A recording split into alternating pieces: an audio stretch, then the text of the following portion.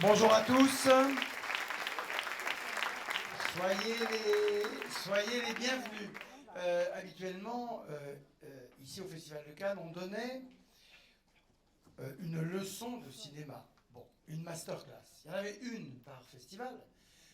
Plein de gens sont venus en donner. Miloš Forman, dont on pleure la disparition. Costa Gavras, Bertrand Tavernier, Martin Scorsese, Quentin Tarantino sont venus. Et puis cette année, on a décidé d'en faire plusieurs. Christopher Nolan est venu, Ryan Coogler était également là, et puis dans 2 jours, ce sera Gary Oldman, encore auréolé de son Oscar de meilleur acteur qu'il a remporté pour le film sur Winston Churchill. Et puis aujourd'hui, c'est John Travolta. Et John est ici à Cannes. Hier, il a présenté un film qu'il a coproduit, le film de Kevin Connolly, qui s'appelle Gotti. Et ça a été une très, très, très, très belle soirée, belle projection. Et puis ce soir, il sera sur la plage à 21h30 pour célébrer les 40 ans de Grease. Et Grease a comme vedette Olivia Newton-John et John Travolta, mais comme metteur en scène quelqu'un qui s'appelle Randall Kleiser. Eh bien, Randall Kleiser est ici. Merci de l'applaudir, Randall Kleiser.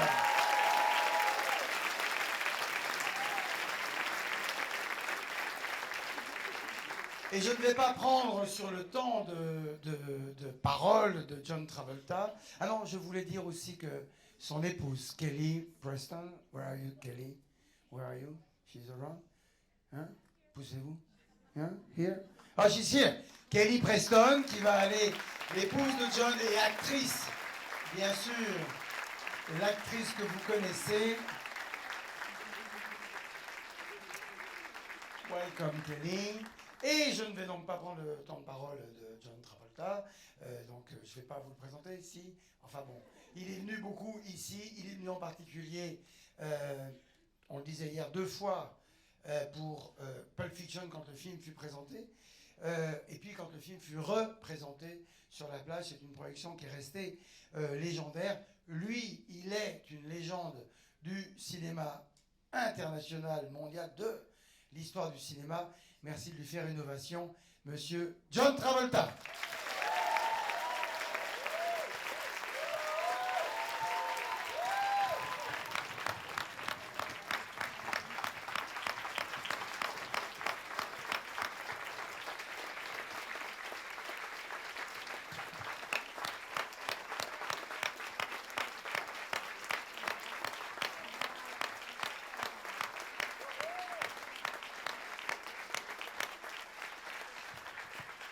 À un moment, je trouvais qu'il n'y avait pas autant d'applaudissements. Vous savez pourquoi? C'est parce que vous êtes en train de filmer. Alors, posez les appareils et on va refaire un vrai applaudissement normal, comme avant qu'il ait les appareils. John Travolta!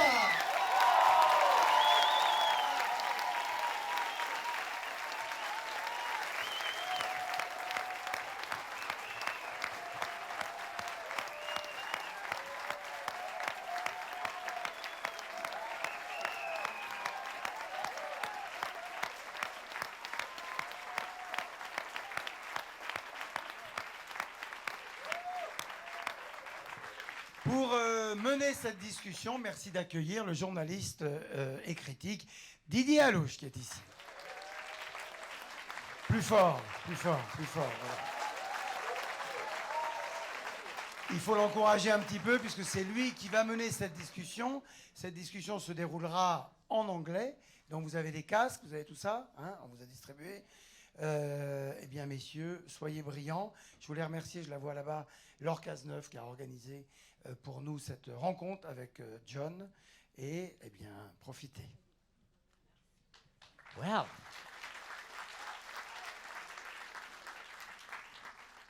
Vous avez tous vos écouteurs, vous avez tous mis, on peut démarrer. We can go. Let's start, Monsieur Travolta. Oui. OK. Mais je suis zéro. Je suis honoré pour d'être là.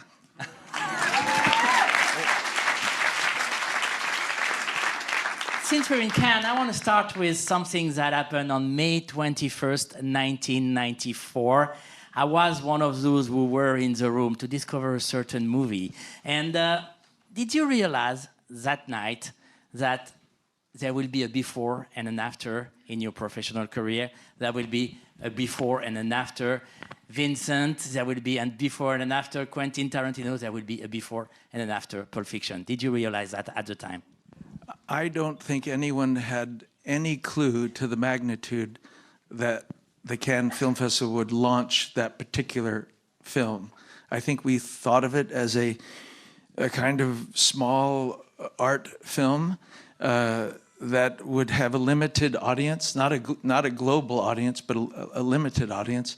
And when we were here and we won the Palme d'Or, it exploded at a new level to the tune of changing film history and changing my history.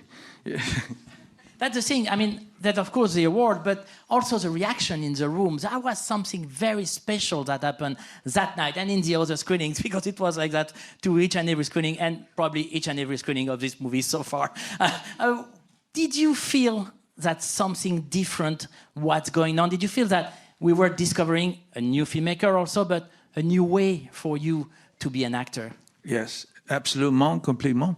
It was, there's a term, terra incognita. It was territory that was not yet discovered. And this film broke through for directors, filmmakers, and for the audience, because it was a film that was told out of order. It was a film that had a pop culture phenomenon attached to it that was unknown yet, you know. And even though Lelouch and Truffaut had also done this kind of film, this was, let's say, the more commercial version of it. But I personally thought it would be more like the fate of a Reservoir Dogs or something like that. I didn't realize it would have this kind of huge impact. What did that mean on set with the actor? How was Quentin? Was he really different than what you were used to? Well, he was like all great directors, and just from my perspective, all the great directors have one thing in common: they trust the actor that they've chosen. 90%, and I've heard this more than once, so I'm not trying to make a generality here. I just feel that the great ones do their homework before the filmmaker has decided the fate of the film. They choose their cast by trusting the actors that they've chosen. So Quentin always viewed me as an unpredictable actor. And he said, if I wanted predictability, I would choose someone different. He said, I have no idea what you'll do with this role, but I'm willing to take the venture and the adventure in allowing you to do this. So it all boiled down to trust, and I felt Mike Nichols was the same way, John Woo was the same way, Robert Altman was the same way. They knew before they went who they had, so they no longer worried about the fate of the performance. They worried more about how they would design, envision the film to its end product.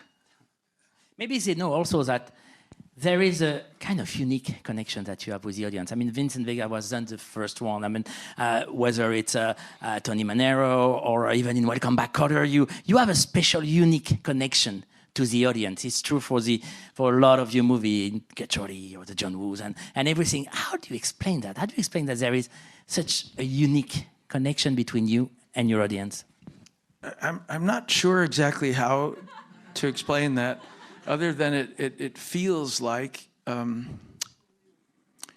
if I have confidence in the character I've chosen to play, and I have confidence in the story, there's an organic invitation for the audience to agree with my choice, and therefore be comfortable with watching the adventure, the journey I'm taking them on. And I try to choose things that I will have certainty that perhaps the audience will engage. So it's my job to convince them that they're in good hands.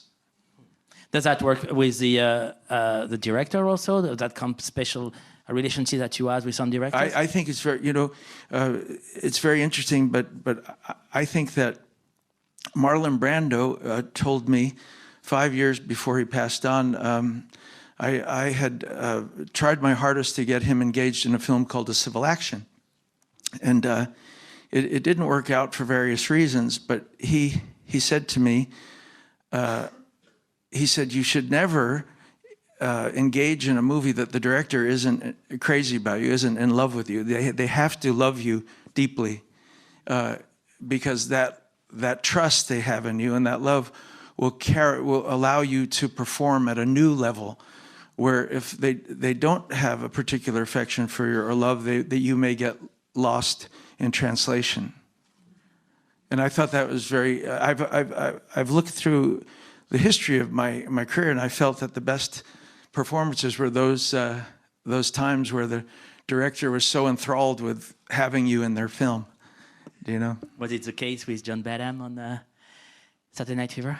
It eventually became that, because he saw that he wasn't a New Yorker, and I knew that territory better than he did. He was a Texas man, and he trusted that I would take him on the journey, and that was the moment that I knew that he had enough care that I could take care of him and me. You were really young at the time of Saturday Night Fever, 21, 22, something I was like that. 3. Yeah. I just looked older. Pretty older. It has become a phenomenon. I mean, Tony Manero has become like an icon for an entire generation. How did you deal with that? How did you deal with the fame, with the phenomenon, with everything that happened with this movie at the time, of course? Well, it was a gradient. I was famous from a television series in the United States called Welcome Back, Kotter. So I had had a couple of years of getting used to fame. And by the time the film thing happened, I was comfortable with it. And I think that I had the gift of getting gradually used to it. So it wasn't a hard adjustment. And the gifts were far more worth it, if you know what I mean. Did you realize at the time how good the movie was? I mean, I went back to your movies and watching it again. It's a great movie. It's a rebel without a cause of his generation, in a way. We kind of forget about that. We remember the phenomenon, but not the film itself. Did you know that it was such a great movie at the time? Again, not unlike Pulp Fiction, I thought it was a small slice of life picture.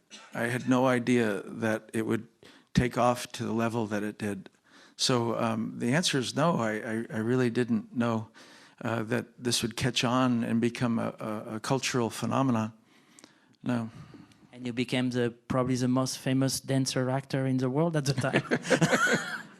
Were you okay with that? Sure. Why not? It brought you an Oscar nomination, the movie, and the success was also international. What kind of memories do you keep from the shooting of this one?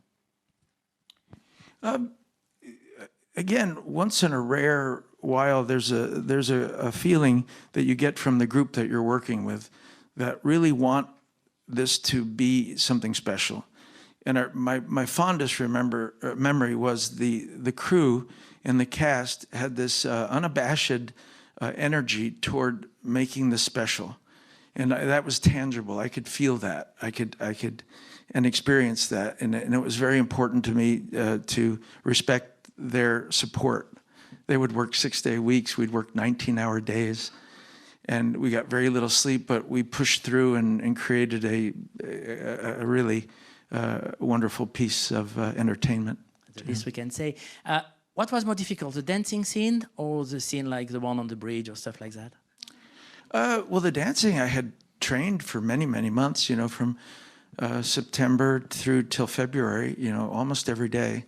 So probably the dancing was the thing I had to work on the most. I had been acting since I was 12 years old, so that part I was very, very comfortable with. But I wanted to make sure, since no one was dancing anymore, that I did it well enough for you to believe that he would be the best dancer in the local of Brooklyn, you know. I got some news for you, monsieur. We did believe. Also, we kind of not remember now how dark the movie was, how desperate the movie was. But then after that, you went to Greece, which is like pure fun and pure entertainment. Which one did you appreciate the most doing? I loved both experiences. Randall is in the room. What's that? Randall Kreiser is in the room. Where is Randall?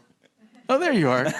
Well, I wouldn't change my opinion. Randall and I did a movie called Boy in the Plastic Bubble prior to Greece, and we... I like it. And it, thank you.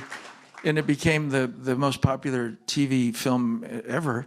And my group and Alan Carr and Robert Stigwood felt that it was a good match to put Randall, someone I was very familiar with and trusted me, like we said the great ones do, and put us together because it was a big task to take the most successful Broadway show and make it into a movie. So both of these films were very important to me, and I felt that they made the foundation or the blueprint for the rest of my career. But in all fairness to this phenomenon of Greece, it has been this timeless, endless gift to each new generation. I get 4- and 5-year-olds viewing it as though it had happened yesterday.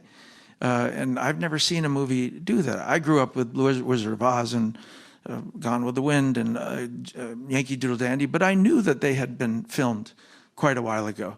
But not with Grease. You just has this kind of, in a new unit of time, it's always fresh to watch, you know. And Benicio del Toro, who you're all very familiar with, we did a movie called Savages together, and he got me alone one day and said to me, I have a confession to make. I said, what is it? He said, when I was 12, I watched Grease 14 times in the movie theater, and you're the reason I'm an actor. And I said, oh, you know, Benicio has this gravitas and this power as an actor that you never really associate with, that Grease would be the thing that would create Benicio del Toro, you know, and yet it did. So Grease has this kind of special, kind of individual thing it's done for people, whether something important happened in their life, a decision made, a relationship, they were in a funk and it cheered them up, or whatever it did therapeutically for people. I found that it doesn't stop giving this. And, you know, even Randall can back me up on this. In Los Angeles, every year at the Hollywood Bowl, it's something like 20,000 people. Are you ready for this? Pay $275 a piece to watch this movie and sing with it and dance with it and dress up like the characters in that movie. And I've just never heard of anything like that. I mean, they paid a dollar or $3 when it came out. How can, you know, they do this now? How do you explain that? I don't know how to explain it. That's why it's a phenomenon. And I've been to one of those, and it's a great night, I must say. You had a chance. You were lucky. I mean, with Saturday Night Fever and Grease, we saw two aspects of your acting abilities, whether the kind of dark or the fun part. Did you use that afterward? Did you use that people knew that you can do both? Well, yes, because I think in New York, when you grew up in the profession, it's simple. You need to make a living at the arts, and if you act and you sing and you dance, you had 3 chances at getting a job. You know, so you just made sure you're proficient at doing it well enough, each of them. So to do all 3 was a pretty good opportunity to say, look, you know, here you go, and whatever you want to make of that, whatever other employment you have, I'm here.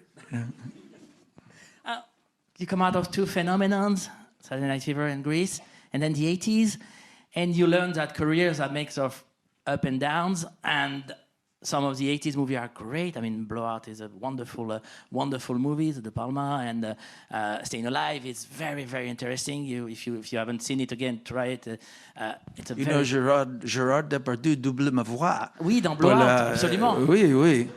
It's a great movie. Yeah. I agree on that. But the audience don't follow. I mean, some of them are not huge successes. How do you're still pretty young. How do you deal with that at the time? Well, thank you for... And you're still pretty young now. When anyone says I look young, I think they're fooling me or putting me on or something. So thank you. So how do you deal with the first downs in your career at the time in the 80s? Well, you know, I'm interesting that way because I don't believe in regret, and I don't believe in pondering that, but I do believe in rubbing elbows with all sorts of people and experiencing and observing mankind.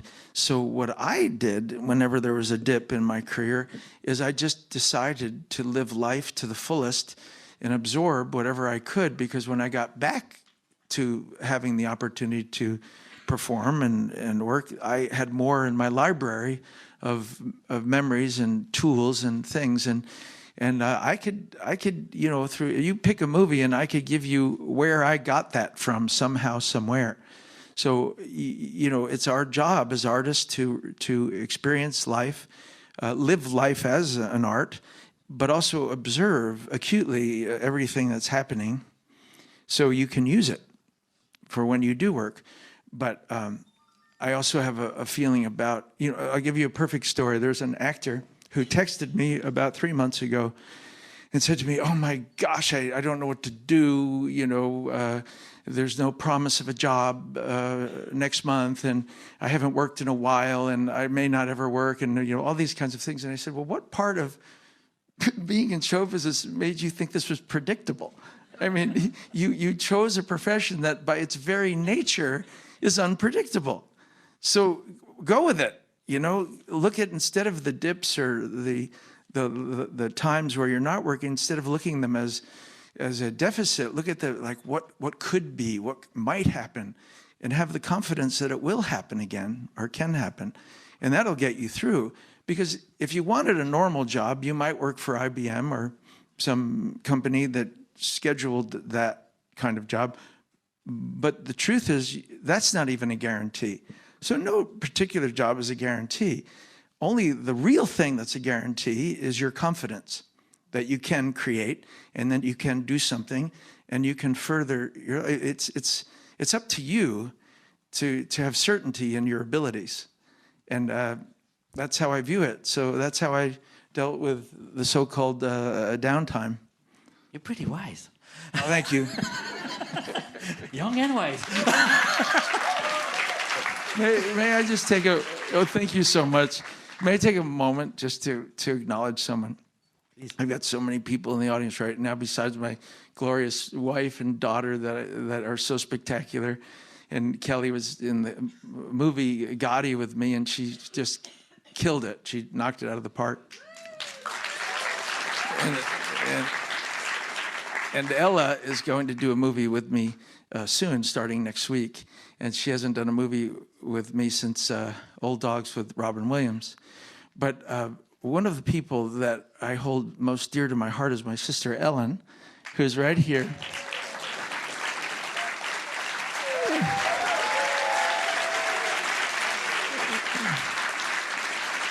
And Ellen has had a marvelous career and done several television series and had a great stage career.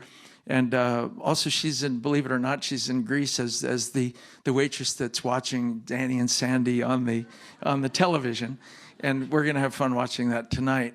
But Ellen had so much to do with my original desire to perform. Watching this woman on stage was watching a miracle of performance, you know, so dynamic. And so, you know, we're a show business family, you know, that's true. My mother was an actress and a director, but watching this woman perform was so dynamic, whether it was Irma la Douce or Gypsy or Carnival or these fantastic stage musicals. And I don't think I would be here if it weren't for Ellen performing at the incredible magnitude that she had performed our whole childhood and continues to do so. So I just wanted to make that.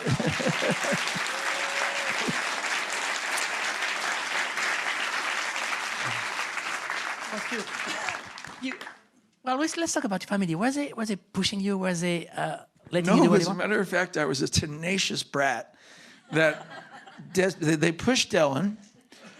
They couldn't wait for her to be in show business, and they did everything they could. And of course, then she did it, but she did it somewhat reluctantly.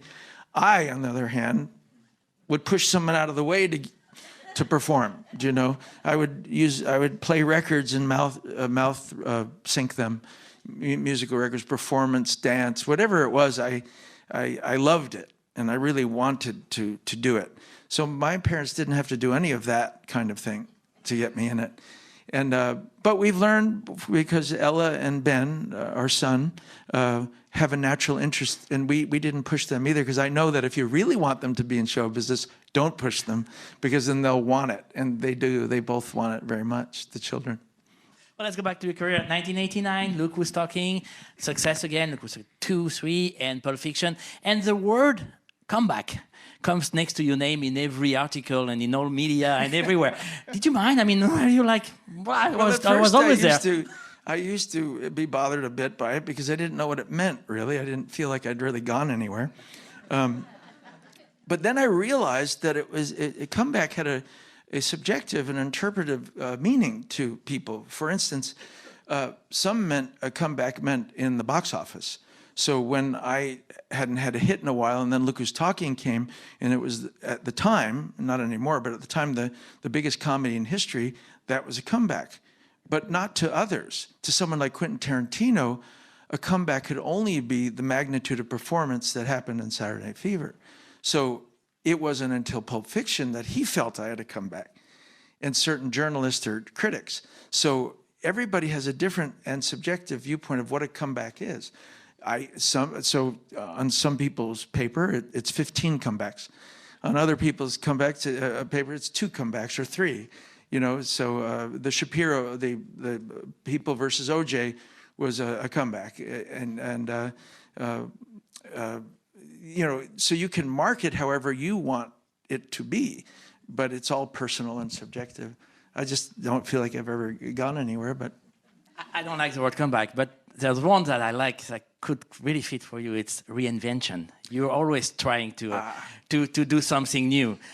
Is it the point? Je suis d'accord complètement. He's agreeing. Reinvention is what I am about, because I get very bored with my own personality. I can't explain it. It's not that I don't like myself. I mean, I'm okay, but I far more enjoy creating characters, especially if they have multiple layers of behavior, and they physically behave, they verbally behave, their cadence is different, their look is different. That's where my joy comes from. So being myself, I can get bored with quite easy, but not another character. I could do that all the time. Where does that come from in your professional career? Does it come from the 80s movie like Perfect or Staying Alive, that you have to rebuild your entire body to fit the character? Or No, does it come from it comes from whatever the dictation of that character denotes. You know, if you took the Gotti character, I have nothing really in common with John Gotti Sr., except that I like to dress well. He liked to dress well. He loved his family. I love my family. Not in the same business, are you? But we're not in the same business. But I just have to have confidence that I can play that. I don't need to agree with it, or I don't even need to be comfortable in it. I think quite the contrary. You just have to have confidence to do something. But I wasn't comfortable shooting a man's head off in in Pulp Fiction, or shooting up heroin. That wasn't comfortable, but I was very confident in that I could portray it in a way that you would believe it. So the same thing with Gotti. These are foreign ideas to me, but I felt that I could portray it the correct way because I had enough information to build this character, to have the fun to display him for you. that make sense? Kind of. Does it make sense? Or? Yeah. Okay. So you said kind of. They understood it completely. No. Do you know what I mean? Is that you, when you're an actor, there are certain rules that people go by, and I don't think there are any rules. I think you make your own particular techniques and rules for acting. And my feeling is that I don't have to like a character or agree with a character in order to portray that character. There's very few characters that I really feel I identify with, but that doesn't matter. That's not my job. I have to portray them, you see? So, you know, it's a simplicity, really. And it's once you decide that that's how you're going to do it, it inhibits a lot of worry from creating a character, because you don't have to worry about, oh, what is that thing I'm going to fall in love with about them? No. What is the thing that you're excited to play, you know? In Gotti, I loved the prison scene, and those scenes were so filled with pathos and sadness. But the one with the kid, with John Jr. With Junior, where he's dying, you know, my character's dying of stage 4 cancer, and he's in pain, and he looks terrible, but he's trying to express whatever love he can for his son at this very, you know, important moment, because he may not have a chance to do it again. That was a glorious challenge to play, but I wouldn't know what that feels like. I just have to imagine what it would feel like and watch the videos of him and read about him and see what the family felt about him in these moments and watch his attributes and physical behavior. And then boom, you can own the beingness and become him and be accurate, you know. Yeah, even more difficult because you're covered with makeup for all over your face. Yes, or sometimes it can help. Really? Yeah. It does? I think that you never know when you arrive at a character. It can be, you could do all this building of the recipe of the character, and then suddenly one thing can, like in Pulp Fiction, I knew how I wanted to play him, but it wasn't until I got that kind of goofy haircut with the one earring, and I discovered that he would kind of be slow in his movements, that I finally arrived in his body. And then boom, I was comfortable playing him, you know, confident playing him. So every character has a different moment that you arrive. You know, with Gotti, it might have been just the swagger and the pain, you know, of at various points. Hello? I'm not sure it's for you. Yeah, we were talking about Pulp Fiction right now. Before Pulp Fiction, you were like the coolest man on screen. After Pulp Fiction, you're the coolest man of the universe. What are the consequences of the success of Pulp? Did that bring roles like Get Shorty? Did that help you work with directors like Terrence Malick? Or what are the direct consequences? The direct consequence of Pulp Fiction was that I literally could write my ticket for the kinds of movies I wanted to do, the type of directors I wanted to work with. It had a more powerful impact than any single thing, other than the Saturday Night Fever Grease explosion. The Pulp Fiction explosion gave me 24 years of choice. And you made some pretty clever one. One of them is Primary Colors, which a movie I really like, and what was shown here in Cannes. How do you feel that the movie is still relevant today? Oh, wow. That's a loaded question. How is it still relevant today? Well, I think it was an accurate depiction of the political climate at the time and still of today. The same questions existed in Primary Colors. The same moral issues exist. So I think it's very relevant still as a movie and as a subject matter. In the film, you play a fake Bill Clinton. Do you see yourself today playing a fake Donald Trump? Alec Baldwin might be better at doing that than he. He's pretty good at that. Yeah. He plays in Saturday Night Live for us. You know, I think people have characters in their back pocket, and I think Alec has that in his back pocket. I think I had Bill Clinton in my back pocket. He's still here? He's still here. He's still here. I want to speak of a year, 2007. It's probably the year where you make your most intriguing and most risky bet in your life, Edna, in Hairspray. Right now, we all love the film, and it's a big success, and we're laughing our ass off when we see it. But at the time, it's a crazy bet. Do you realize that when you accept to play Edna? Yes. But that's what I do. I take risks. And if I'm not taking a risk, I'm not comfortable. Thank you. And the real debate on that movie, which was very interesting, was does one make a political statement and be a man playing a woman, or do you just play a woman? Well, the actor in me was far more intrigued with convincing an audience that I could play a woman ever than it was a man playing a woman. So I went all out for that effect. And John Waters protected me in that because he said Divine had done the same thing. Everyone thought Divine was doing a political statement, and he wasn't. He was just being an actor. He played two parts. He played the manager and the host and the mother. So I had a lot of support in my choice of doing that. But yes, it's always risky.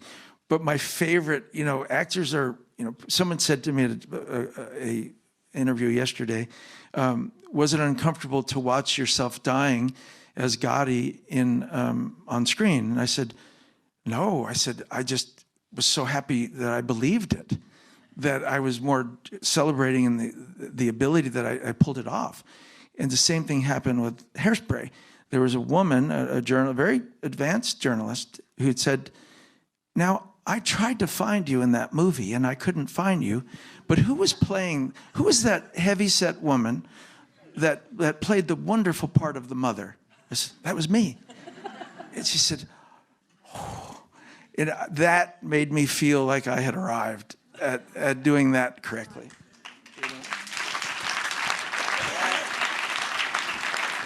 All right for this, but the first day on set when you have to dance and sing with a wig and the fake belly, how was that?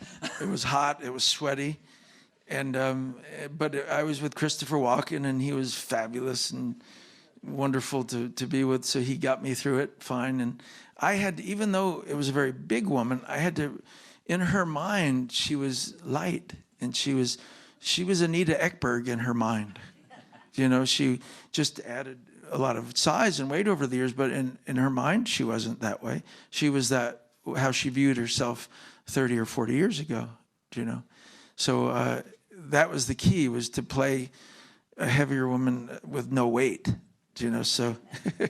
You did that very well, monsieur. Yeah, thank you. Let's talk about the risk part of your career. You don't hesitate to go with young director. You don't hesitate to go with small movie. I saw you last year in a movie called In the Valley of Violence, and you played a very bad guy. You don't hesitate with a small grindhouse western that almost nobody saw, but that's okay. You were great in it, and you take risks. You go with a young filmmaker. Do you need that? Do you need to get this kind of energy?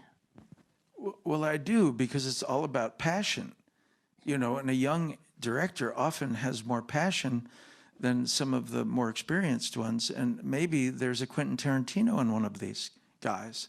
Maybe there's this light and gusto that may take it to another level. It's always a risk, but I'm willing to take that risk. Is there fun in doing that, or is there how do you appreciate when it's always there's always the level of risk, but at the same time, if you actually ascertain whether they have a vision, because it's all about vision. Do they see it edited in their minds? Do they have it pre-cut and know the kind of effect that they want to cause? Then you can maybe invest a little better in them, because they're not winging it. An old pro can wing it because they have all that experience, but a new person better be a man with a plan about what they're doing. You've done some of your best work with John Woo. Face Off is one of the best action movies ever made. Okay. Thank you. How was the experience with him? Talk a little bit about this film. I love this film. Again, as I said earlier, he trusted. He He wanted you in a movie because he believed that you could do what you need to do. And Brian De Palma had told me something very interesting during Blowout. I said to him, now Brian, I could give you three choices here. I could do it like this, I could do it like this, or I could do it like that. And he said, well, we paid you a lot of money to decide what you need to do. You tell me what we should do. I said, really? He said, John, I trust you. What choice do you like? And I said, okay, that's all I need to hear. And I took that cue from 1980 and I just carried it through because I realized that that is my job. His job is to create the vision of the film, and my job is to create a character that he can use. And I have to take responsibility for that character. And the same thing happened when you talked about, I regressed to Blowout, but... And which one? Face Off. Face Off. John Woo trusted us. Nick Cage and I had to become each other. That's a very difficult thing to do because he couldn't find out who I was. He tracked every movie. He said, where are you? He said, I don't see you anywhere.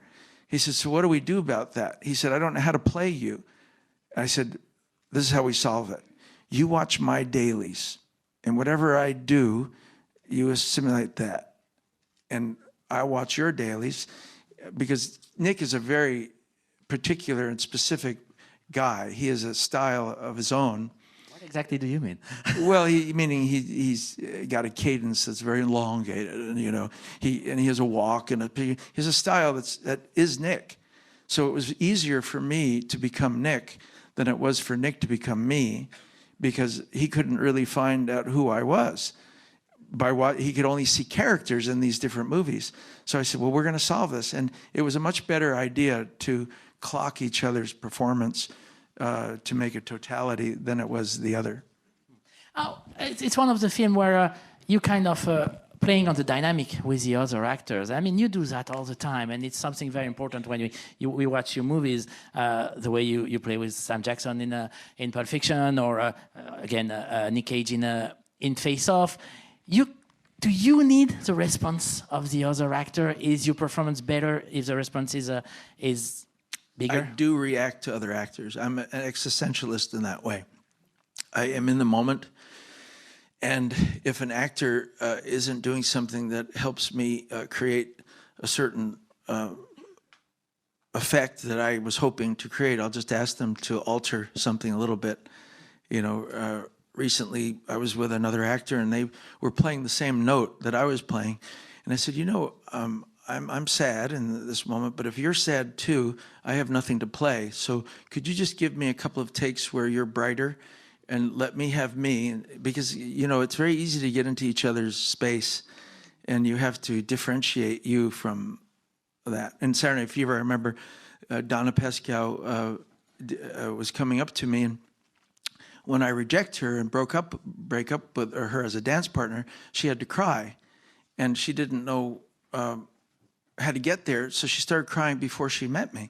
And I said, Donna, I'll tell you what, you don't know that I'm going to not dance with you anymore. Why don't you come happy?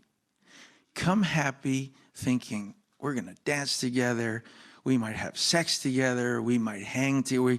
You might be my girlfriend. And let me shock you with the news that we're not going to dance anymore. And I said, I'll guarantee you'll cry. And she did it. And she came happy, wagging her tail, like, and then I lay it on her, and boom, the tears happened. So you can live in the moment as an actor if you orchestrate these things the right way. And it's very important for actors to be in good communication with each other in order to, as a team, create the effect. Because there's two people in the scene, or three, or four. Group scenes get even more complicated with that, Complicated and enjoyable, or? Oh, yeah, always enjoy. I love actors. I mean, that's my family. Actors are my family,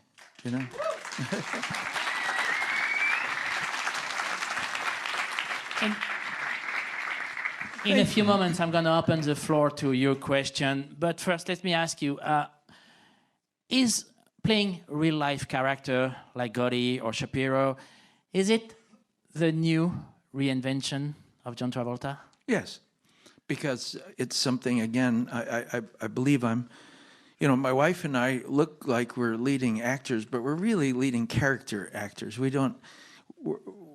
would much prefer to play other people. So when I get offered a role where I get to play a completely different identity, I get more inspired by it. So yes, I would say that's part of a reinvention, is to play something that's not so, that's foreign to me, if you will. But with a real character comes a moral question. I mean, a character like Gotti is a perfect example of that. Does it has to be into the way you approach the characters, the moral judgment that you have on them? I never judge my characters morally. I can't and portray that. I have to absorb the moral code they are looking at. Even Gotti. Even Gotti, he has a commitment to La Cosa Nostra. He has an integrity about how the loyalty and the devotion to a type of interaction with his group, and he invests in that. So I play that. Do you know? Integrity, Shapiro. No, Shapiro, but he invests in himself. I mean, Shapiro was self-serving and aloof and elitist and all that, and that was fun to play because I had to buy into his viewpoint. That's the whole magic of being another person, is buying into their viewpoint. You're pretending who they are. Acting is believing, acting is pretending, acting is becoming another person. And when you do that, you have no problem with judgment because they're doing the best they can do at the time. They're thinking in the best logic that they can think in at that time. You know, and Gotti Jr. and Gotti Sr. at odds with each other. They're trying to be each other, but they can't finally come to a real. They do, but you know, they're holding on to their own moral issues. Oh, we're talking about Shapiro and O.J. People versus O.J. Simpson. Going back to TV, almost a few decades after you started in, is it really different? Do you feel that the TV revolution that we're living now has changed everything for the actors, that they do not hesitate anymore to go from TV to movies? The moral code there has completely changed. Yeah. Absolutely. Is it a good thing? I think that stories told in 10 hours versus 2 hours can be a good thing. If the quality of the communication is good enough, it can be a wonderful thing. It's not so good for us who have established ourselves in human drama on the big screen because they're not as sought after, those dramas and those types of movies. So we're trying to hold on to a kind of vintage genre on the big screen. Even with Gotti, you know, we're looking at a throwback to a type of movie that I became famous on. You know, but they're always valid pieces of art. It's just about the quality of the art. It doesn't really matter where it is, on stage or on film or on television. How good is it is really what matters, you know?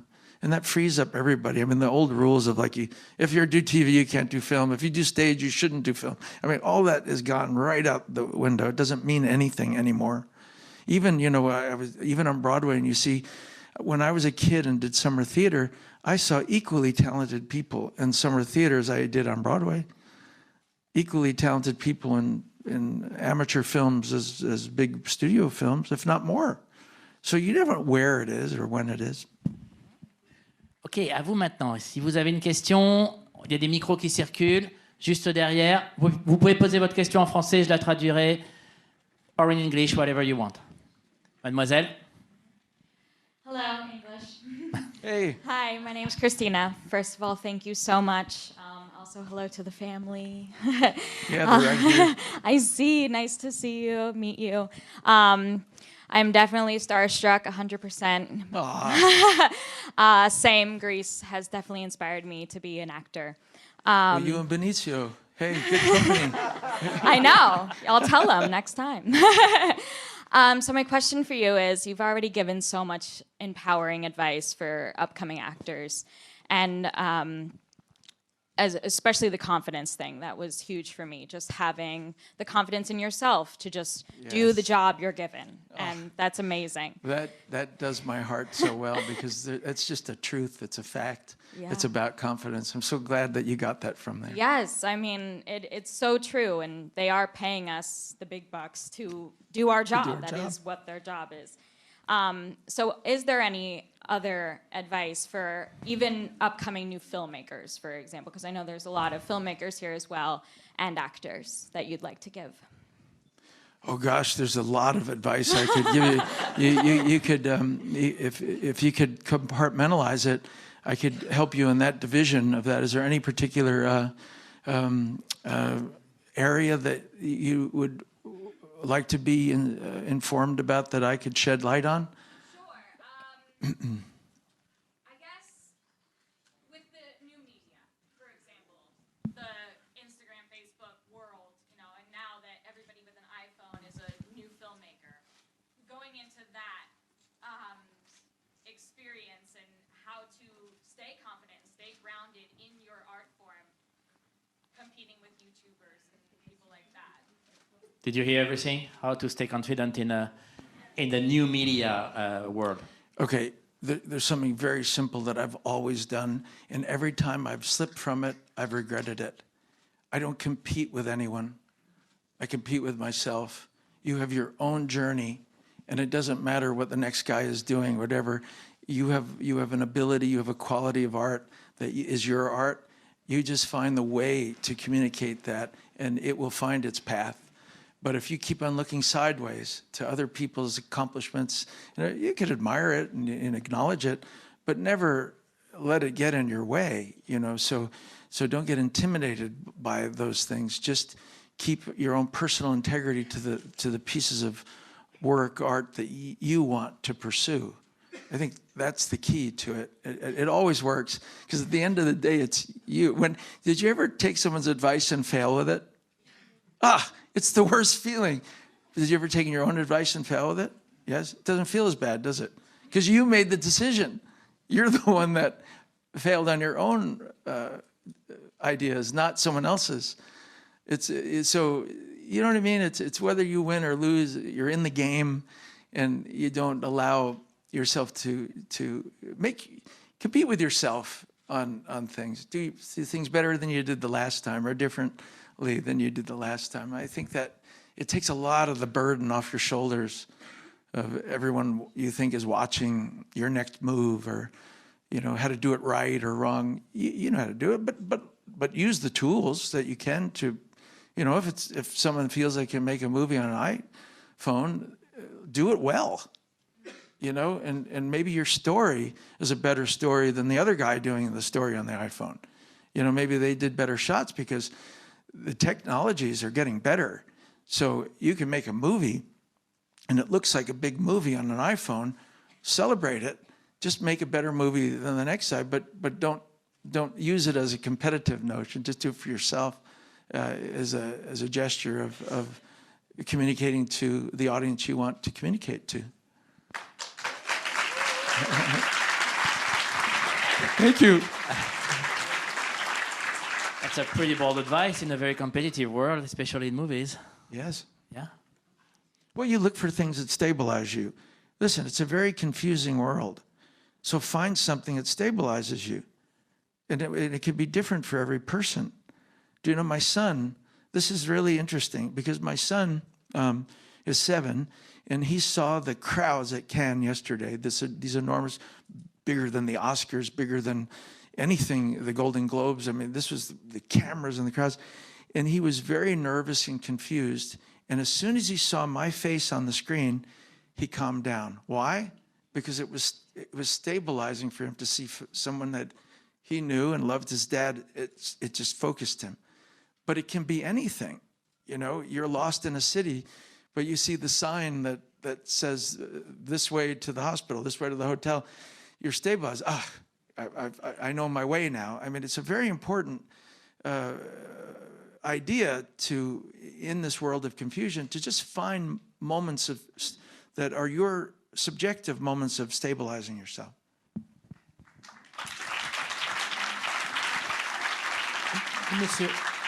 Le monsieur en vert, et après on viendra vers vous. Mr. Travolta, thank you very much. I'm Jason Gorber from Canada. First of all, I think that a lot of people get stuck in your characters and don't realize your own erudition, so thank you very much for your conversation this afternoon. Oh, you're welcome. I do want to talk about, you talk about some of your grand successes. If you could talk about those works of yours that you maybe felt very close to that maybe didn't connect with the audiences quite as much. If you could also talk about ones that some people consider sort of what you learned from films, production, say, A Battlefield Earth, that maybe some people thought wasn't really up to sort of the caliber of your performance. Things you learned from films like that. The ones we can celebrate all your successes all we want, but as an actor, as somebody who's survived the grind of Hollywood, what you've actually got out of the films that maybe not be loved as much as something as a Grease, a Saturday Night Fever, or a Pulp Fiction. Well, you know, Picasso had sketches that he didn't sell and weren't as popular as other things. I mean, every artist has a different audience for different things they do. So there's no fixed idea of what the success is supposed to be of each product, unless you've decided that that's what the success is supposed to be.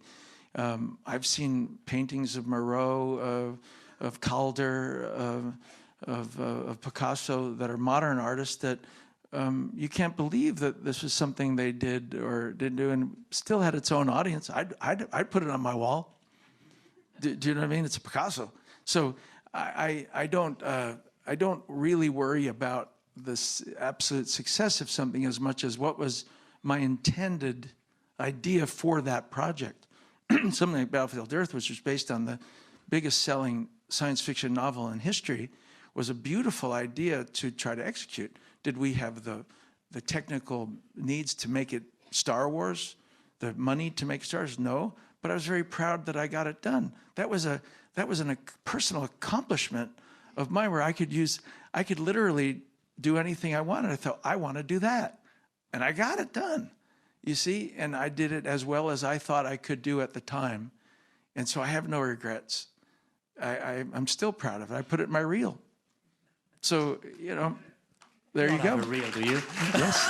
Well, no, I do a reel for being, like last night I had a reel at the party because they gave me the Icon Award.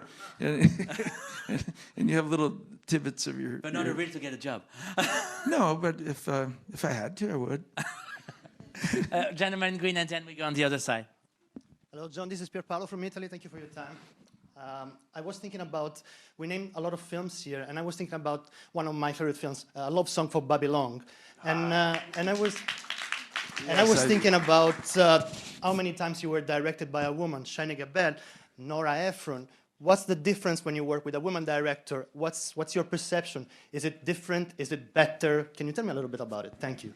Well, that's an interesting. So you're right. It's been I think only 2 times I've worked with female directors, and of course you know. Michael and.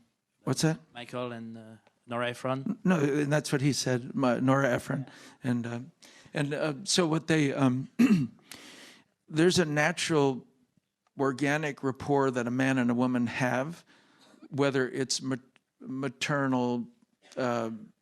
It's just the chemistry between men and women, whatever that is, there's a kind of comfort zone that happens right away, I find. And because you've been the son of a mother, you have these clever ideas about how to work around things. So I found personally, and I can only tell you personally, I can't talk for the groups of people. I can just tell you how I manipulated different things, like Mike Nichols. And his ex-wife, Elaine May. I loved Elaine May, and she was on the set of Primary Colors all the time. But if Mike Nichols got upset with me, I always went to Elaine, because that's like going to Mom, you see. So Elaine, Mike won't let me say this line. I don't like how that line sounds. Can you have him change it to this line? Mike, do whatever John wants. So, I mean, I can't say that I didn't take advantage of the maternal kind of rapport that a male and a female have, which may or not be politically correct. I'm just telling you my truth on it. Do you know, I found that I could communicate what I needed to very easily, but I don't differentiate in abilities. So if they have a good idea, it's a good idea. If it's not a good idea, I'll speak up too, like I would with anyone. So I think it's about abilities and confidence and certainty. And if their vision, you know, it feels right to me, I'll agree with it. But there's a celebratory thing that I think a woman on a set has there. They might be more willing to get excited over your choices without limited expression, let's say. You know, you might not, where you might with a man, you might have to say, so what'd you think of that take? Which take did you like better? But about a woman, oh, three, take three. It's you know, so you get this kind of, you know, more kind of easygoing rapport. But if it goes south, it can be just as testy too, you know, as anyone. I don't really make a lot of differences between the sexes. I don't really even like it, to be honest. I don't like trying to make the sexes so different from each other. I find it kind of inhuman sometimes, because I think we're all in the same boat together.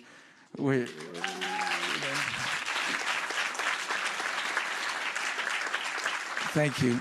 And I like that. I like them liking each other, you know.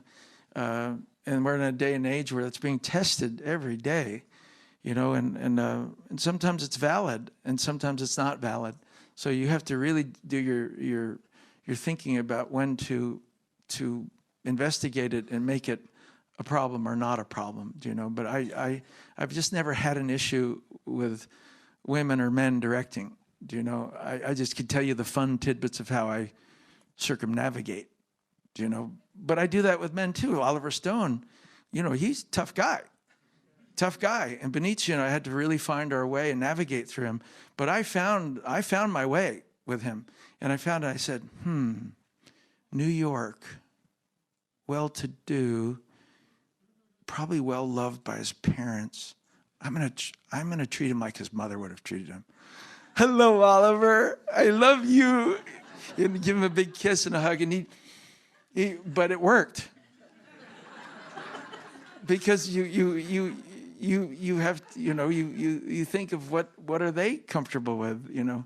I don't know, I took you a long way from your question. I'm sorry. But I hope it sheds some light on it. Well, if I may go a little further, Sure. What's your take on what's happening in Hollywood and in the industry now, the Me Too movement, the inclusion rider, all the wake-up call that we're getting? Well, I honestly don't know a ton about it, because I try my best to keep people equal. Men, women, races, all that. I just don't view, my father was brilliant at it. I grew up with a father that had this global viewpoint of people that I've absorbed from the time I was this high, and I just never, I'm a citizen of the globe, and I'm a citizen of groups of people, and thank you. And yeah, it's true, and I want us all to be citizens, and division is a dangerous thing. Sometimes it's necessary, you know, protesting is used as a last resort. Let's face it. When you have no other way to go, you protest stuff. And sometimes it's valid, like the Vietnam War was valid because it raised noise. The AIDS situation was valid. You protest until you get it done. Sometimes it's valid. But how do you measure, how do you differentiate the moment where it becomes invalid?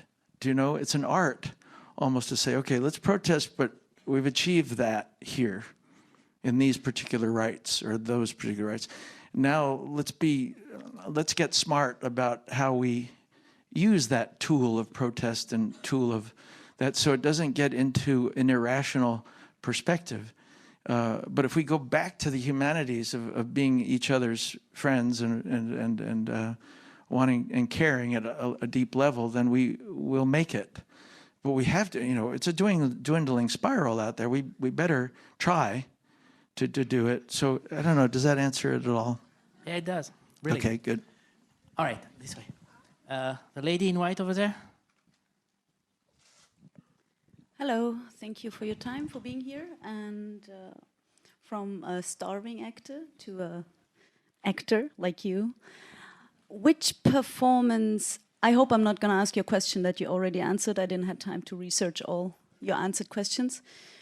Which performance along the way of your career or before your career made you decide or made you more convincing of being an actor or becoming an actor?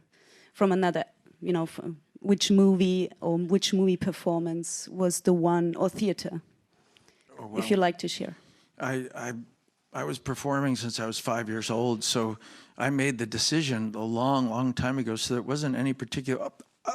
You know what? I'll answer that more specifically. At first, I had a general idea, but when I was little, my parents loved Fellini and loved Bergman.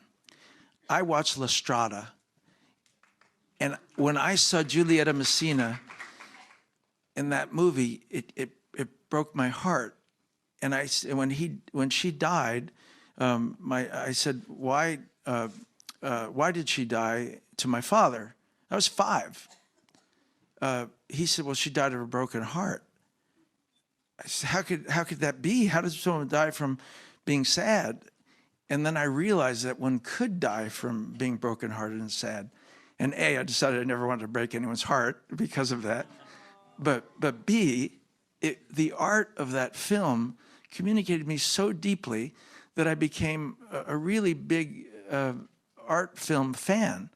And I'm a dichotomy, because even though my films have been ultra popular, my real passion is in these great films that have a smaller audience, and have been since I was little. I was like watching Cries and Whispers of Bergman at 16 years old, and analyzing it, and some hold up better than others. I think La Strada holds up eternally. Maybe Seventh Seal not so much. La Dolce Vita, yes. What's that? There you go. So, but you get the idea is that from an early age, I understood the impact of performance and what that could be to others, and the effect it could cause. And the better you did it, and I had no idea of the depth that she was recognized at 5 years old. Later, I found out she won an Oscar for that performance. But she won an Oscar for me just watching it. So, dang. You're welcome. Au centre, ici. Je vous laisse choisir. Juste au milieu. Vous allez avoir un micro qui arrive. Monsieur en noir, alors. I'll try to speak in English. En français, si vous voulez, je peux traduire. Okay. Merci beaucoup pour votre présence et votre énergie qui nous nourrit. Je vous en prie. Et ma question, surtout parce que j'ai été vraiment touché par vos conseils sur le jeu. Comme quoi il suffisait d'avoir confiance en le fait de pouvoir faire le portrait d'un caractère et non pas l'aimer ou s'identifier à lui. Et donc ma question, c'est vraiment pour un comédien qui commence dans le cinéma, est-ce qu'il vaut mieux jouer des personnages qui sont proches de nous-mêmes ou des personnages très éloignés? Et de manière plus générale, quels sont vos conseils aux personnes qui commencent à se lancer dans le cinéma? So the simplicity of that question would be when you have, whether you're playing someone close to yourself or far away. Someone close or further? Well, it depends on your interest level.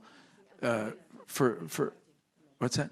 He's saying if you're starting as an actor, if he doesn't have the experience, would you recommend more? Oh, I see. I see. I start with fun.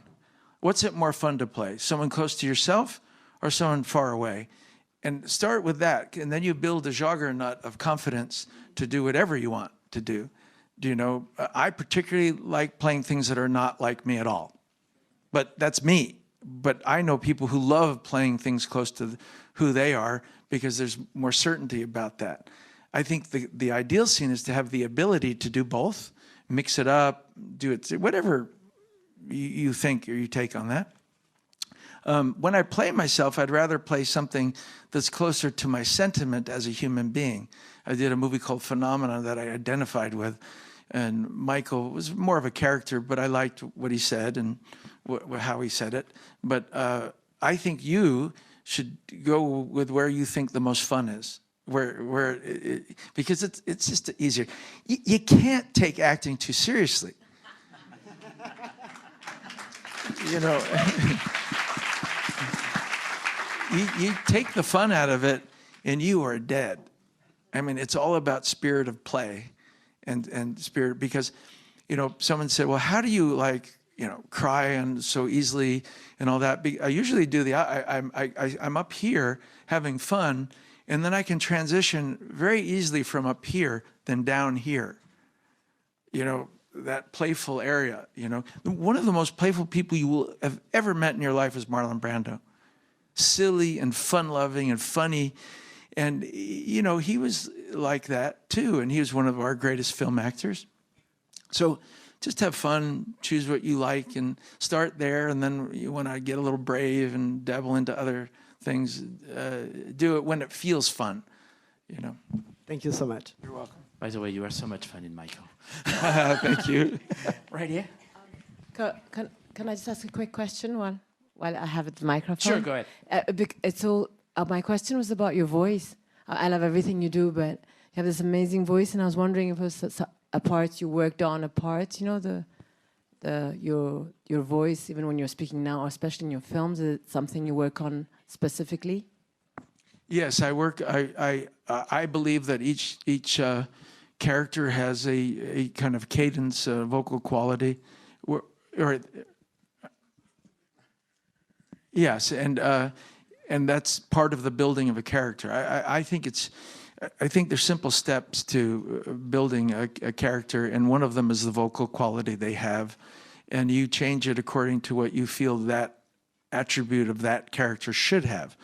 With Gotti, he's a very, he has a different voice than I have. And when he was dying, he had a very kind of throaty voice from the kind of illness he had, and he had a different cadence than I have. So those were, you have to drill that, and you have to become certain in how you portray it. So I think vocal aspects of a character are very important, especially if you're using accents, and the different variations of intelligence that each character has. I mean, they all, it all affects all of these different things you do as when you're building that character. So yes, I believe in vocal is very important when you're building a character. Thank you. Juste là. Au milieu, si un micro peut descendre. Non, plus bas. Merci.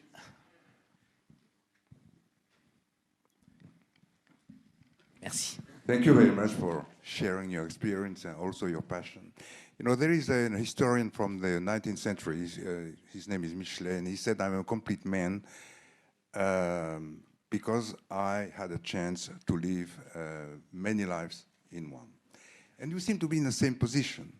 And that's very rare and unique. And I was very impressed a couple of years ago when I discovered that you were sharing a passion with Harrison Ford, by the way, for flying machines. And my question is, are you still flying as a pilot in command today? Yes, it's a part of my life that I will not let go of. Je pilote mon avion complètement, le voyagerai beaucoup. I love it, and I fly almost every day. That's the proof that you are a complete man. Oh, thank you. Merci. You didn't fly your own plane to come to Cannes, did you? Yes. Wow. As a matter of fact, I have a French jet called the Falcon jet, Falcon Wow. Dassault company. Yeah. That's really cool. All right. Here, please. Okay, please. She said please. Hello, John. Hello, everyone here. Oh, I'm sorry I had an accident here during the festival. Oh, you can sit down. Ask your question, sit down. No, it's fine. My name is Azucena de la Fuente. I'm an actress from Spain. I would love to work with you. Yeah, sure. Thank you. And but not just because you're a great actor, but because I could see your soul and your heart today, sharing it like truly deep. And I said, oh my God, he watched films of Ingmar Bergman, and I did when I was 14. Yes. Yes, and that's very, very special, you know. Yes. And so I have two questions for you. One is, do you think, or what is the function or how art can serve humanity? That's one. That's a good one, huh? Right. And the other one is, in which dimension an agent can make an actor's career? Okay. Thank you, Master. You're sweet. Well, thank you for wanting to work with me. Let's see. How film or the arts can help humanity is very empirical. It's very evident. It changes people's lives. The quality of a piece of art, I don't care if it's film, stage, dance, music, paintings, it has the most powerful effect on the human spirit than anything. Have you ever watched any form of art and it changed your perspective on life? Absolutely. Well, that's what it does for humanity. It can enlighten you. It can, people who haven't cried for years and they've built up all this stress of not releasing grief, and boom, something triggers and they're crying, they're sobbing, they can't stop, and suddenly they feel better. Do you know? They decide to have a career over watching a film. They decide to be a performer after watching a rock concert. They listen to a song and boom, their life has changed. Look at the humanity in that. That's everything. I mean, you take away the arts, you take away our soul. We're all aesthetic people. We all have, this is the art of living. So many people miss that every day we have an opportunity to live as artists in the way we live. You know, and the value, it's immeasurable. It's more valuable than anything. Okay, we have time for two more questions. Here, the gentleman with the vest. Oh, there was another question. Oh, yeah. Yes. Sorry. Oh, the agent. Yes. Okay. Sorry. So agents are very valuable, especially in the beginning of your career. As you get more established, where you are an entity that is so known that anyone can find you, they become less influential. But in the beginning of a career, you can't navigate without them, you know, or you can, but it's more difficult. So that's the simplicity of that, I think. Thank you. You're welcome. Gentleman with the vest over there. Thank you very much. Up here. Hi. Hi, Kashmir Radio here from Berlin. My question is, your career is paved with an immense amount of really shaping soundtracks for many generations. Yeah. And my question is, which soundtrack you worked with is the most inspiring for you? Which soundtrack would you have liked to work with? And in the process of your acting, I mean, often in movies, soundtracks come after the filming, and I was wondering if some director played with you with the soundtrack already doing the filming. Well, let's take Saturday Night Fever, which prior to Michael Jackson's Thriller was the biggest album in the history of music. That was a mix of the Bee Gees writing music for that particular movie with certain songs written with the sentiment of the scenes. You know, so it's quintessential. You've got to know this. I'm making a very bold statement, but I believe that music soundtrack is at least 40% of the impact of any given movie. Imagine a man and a woman without that soundtrack. Do you know what I mean? Imagine Saturday Night Fever without that soundtrack. Grease is different because it was a musical that was already written with that in mind. But there are so many fantastic examples of how soundtracks elevated the communication of the acting, the scenes, the visual, that I think it's under the big. If there are a lot of filmmakers in here, I can assure you that if you don't pay attention to the music with the visual, you are losing a huge opportunity to have an amazing effect on the audience. Sometimes no music is the right thing, but when it's right, choose the right music and you can send them to the moon. I mean, it's really important. So that's my global view on music and movies. It's, you know, pivotal. Was Staying Alive playing when you were walking down the street? I walked down the street to Staying Alive. Yes. What a day this has been. Okay, we're adding one more question. So, Monsieur Travolta, are you okay for two more? Sure, Let's as many go. as you want. This lady in the middle, and then we come to you guys. Okay. This lady in the middle. Thank you. Excuse me for my English. Hello, I'm a young filmmaker from Ukraine. And at first, I want to say thank you for being here. And I have a question.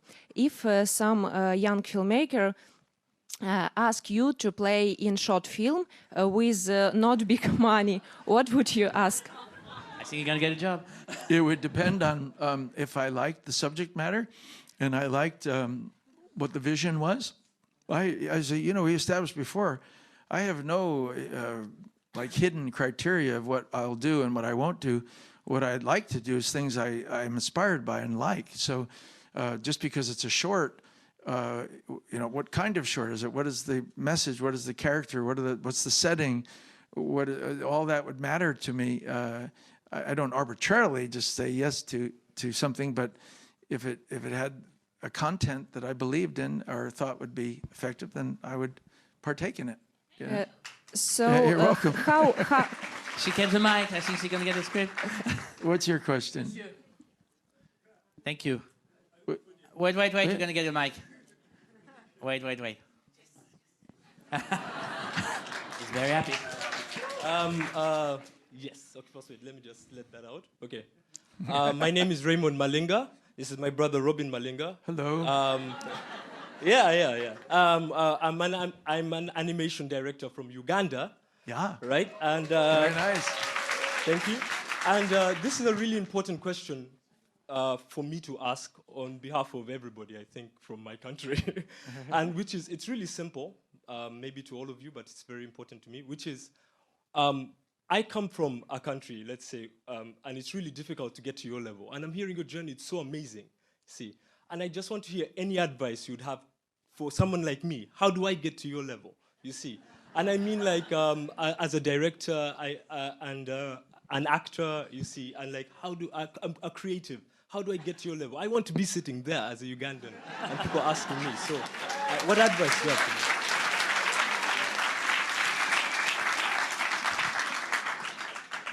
Well, you can be sitting here right now if you want. You know, as I said earlier to this young lady, that it's your personal journey and it's your path that you are designing, and it has nothing to do with anyone else's path. And if you just keep your focus on what you want to do and the goals that you want to achieve, and, you know, find out what the valuable product is for you, and maybe even find out what the valuable product is for another. And if you mix the two and you come to a conclusion that that would be the right thing to communicate, you will find the path. But it really is up to you. You know, just like those directors gave me permission to be responsible for the character I create, you are responsible for your path that you're creating as a filmmaker. You will find the way. And just stabilize yourself each way you go. But you know what you want to say as an artist. You stood up there and you introduced your brother in the most delightful way. You guys are great to look at, and you're full of spirit. Put that in a film, you know. It really. if it appealed to me what you pitched, why not? You know. Well, no, I'll hold you to convince me that it's a good thing to do. I may be. You have to be responsible for you, and I'll be responsible for me, and then together we're responsible for each other. You're welcome. Before we, are we close to ending off? Last question, maybe. Okay. I just wanted to acknowledge 3 people in the audience. This is Anson Down, my closest and longest friend. And this is Linda Favilla. And she's my closest and longest female friend. And this is my manager, Randy, who's been with me for 15 years, and we've done wonderful things together. And Anson and Linda have been with me on every set, every day, every movie for the last 20 years. And they have had the most powerful contribution to my performances and my well-being on movie sets. And then there's my niece, Molly, who's right here, who is, in our country, one of the most famous radio personalities. And she is brilliant, genius comedian and genius radio personality. So then I've done it. And, you know, while we're here, hey, there's Jerry, who takes care of me every day.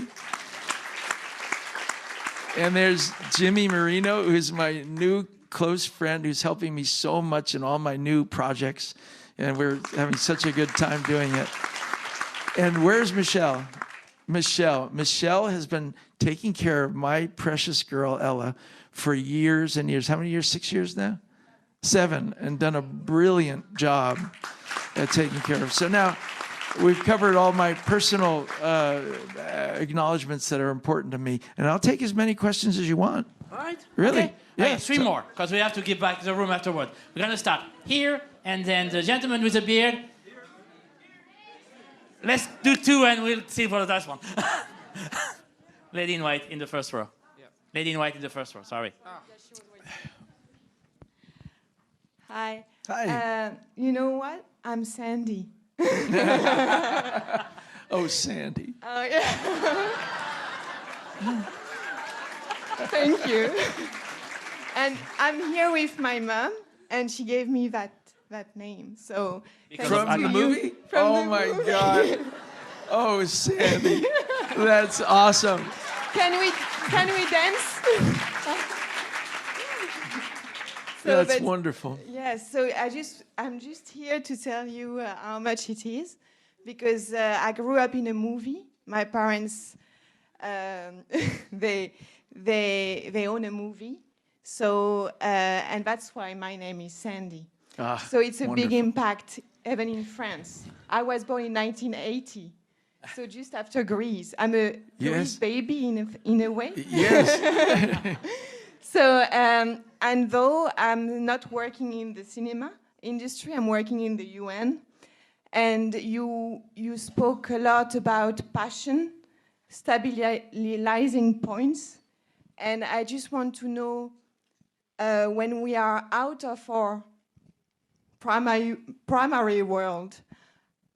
Where do you find the energy? The energy, you have it inside, but how do you keep it, even though you're so down? What I love to do is dancing, and I don't know if it's linked to you, but I owe you a lot on that. But what are your tricks when you're down? How do you do to move you, to cheer you up? And thank you, John. You're so welcome. Well, firstly, I'm very impressed that you named your daughter after Sandy from Greece. That's awesome. Secondly, how does one? Well, there are many ways to cheer up.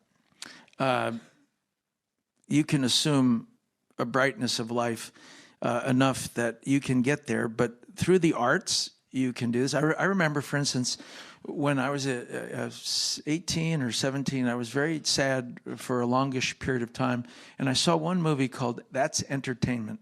It was a collection, a mosaic of musical numbers, one after another. It cheered me up for a week, just watching a movie. So the arts can cheer you up being productive can cheer you up. having something that makes you feel motivated to get through the day. There are many angles to cheer someone up. You just have to be willing to do it. You know, I'm going to give you real simple advice that I do. You know, I have a philosophy that I practice Scientology, and we do very simple things to get ourselves in better shape. Take care of yourself. Get good sleep. Be of good appearance. Be productive. Be motivated. All these things, I know they sound simple, but they contribute to your well-being. But you have to be willing to at least try to do them each day. And also surround yourself with people that are positive influences, because one bad egg can spoil everything. You know, you have to be smart about the people that are around you, and are they contributing positive things to your life? You know. But you know, you're going to be great. You're Sandy. All right, the gentleman with the beer. Can you get a mic? S'il vous plaît. Ici. Non, ici. Non, ici. Monsieur avec la barbe. Merci. Hello. I'm very excited to ask you a question. I'm from Algeria. My name is Mohamed. So, I love you a lot. So, as a great actor, Thank you. I watch all your movie, but I have a question. I wish it's not. It's about the prices. So, if I ask anyone in my country or everywhere, will say John Travolta, he will say, "Oh, he have an Oscar." But John Travolta, you don't feel after all this career, all this great movie, you not feel upset because you don't have an Oscar? Because Well, can I straighten that out? I'll tell you what I'm very proud of.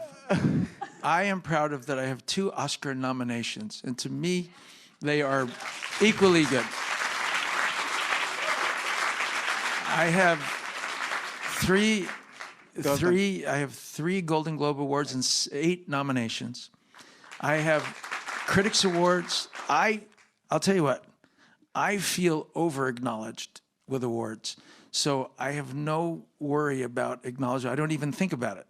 And I only say that from a respectful perspective, because you can't work you just have to do good work. If you get an award as a sub-product, wonderful.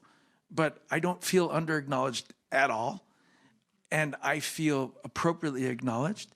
And I think I only do it because I love to do good work. Do you know? I don't do it for the dream of something else. So awards are wonderful. I don't make less of any of them. Last night I got a wonderful award from Variety magazine. It's wonderful, but you know, I didn't think all year. I hope Variety chooses me as the, I just, so you get the idea, right? Yes. Okay, cool. Thank you very much. Okay, last question, because we have to give the room back. People are going to hate me, but I have to choose. Over there with the white sweater, please. It was the last question. No, behind you, sorry. I'm ready to ask. Sorry. We have to give the room back. First of all, hello, and thank you for being here with us this evening. I wanted to ask you, what is your biggest fear or your biggest self-doubt every time you walk in a set, every morning? Oh, gosh. Tough one to finish. I don't know if I go on a set allowing myself to have that, because if I feel that I have arrived at where I should be for that character, I have no fear. The only time that I have found that if you're not prepared. If you're prepared and nothing gets in the way, like a director doesn't suddenly change everything to where you have to rethink it. And even if that happens, I say, I need a break. I need to rethink this.